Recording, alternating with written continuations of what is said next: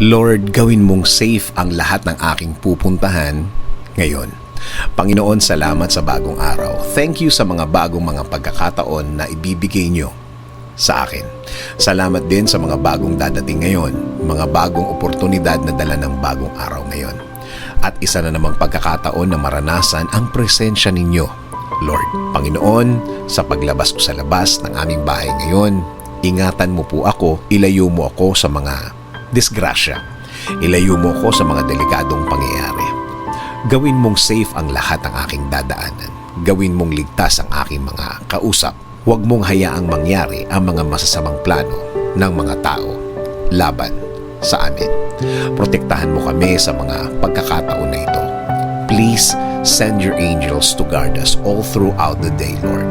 Make our day blessed. Ikaw na din po ang bahala, Lord, sa lahat ng aking lakad at mga aasikasuhin sa araw na ito.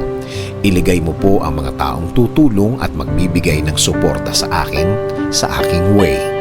Gawin mo silang instrumento sa pagbibigay ng mga magagandang bagay sa aking mga gagawin ngayon, Lord.